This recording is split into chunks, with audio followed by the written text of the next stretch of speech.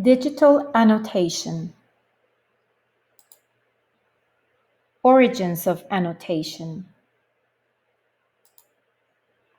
In the beginning, annotation, an age-old tradition.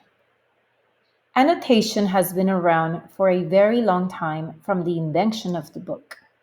We can look back over ancient texts and see people's thoughts in the margins.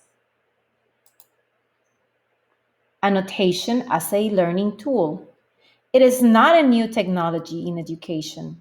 Very experienced learners, older, can probably remember being taught from a very early age to write in the margins of their books and to highlight.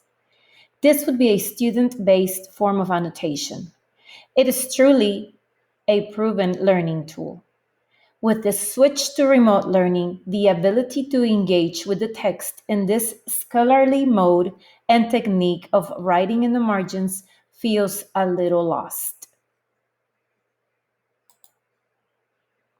Annotation in the era of print. The table shows examples of who is able to read, write, and the different methods as well as use cases. In the first row, it shows all people are able to read and some are able to write, and this is the publisher layer. The use case examples are midrash, commentaries, critical edition, and curated supplements to the primary text. In the second row, it shows one person is able to read, one is able to write, and the method is private annotation. The use case examples are personal, marginalia, and note taking.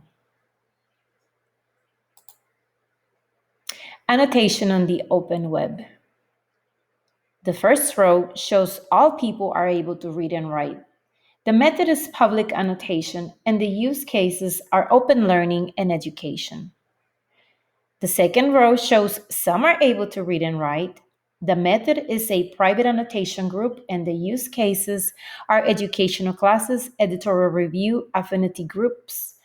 Open web annotation doesn't just enable new kinds of annotation, it makes each of these methods possible on the same text at the same time. Up to now, intentionally, the evolution of annotation in the context of education as a learning tool for students that can be done independently and as a group has been discussed. Let's consider now the following. How can digital annotation be used as a tool in a remote instruction environment? Digital annotation for teaching and learning remotely.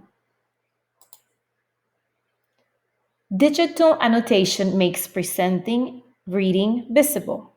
The teacher can highlight, mark, box, underline, circle, and free write as instruction takes place, whether through a class discussion along with student participation or simply following along with the lecture. Digital annotation makes reading active and engaging by allowing and giving teachers control of students' focus areas on the screen presentation, thus encouraging an ongoing discussion between the teacher and the students. The reading, viewing material through questions and comments that can be visibly added to the original presentation. Digital annotation makes reading social. The ongoing discussion digital annotation allows is not only between the teacher and a particular student, but the entire class can participate and collaborate.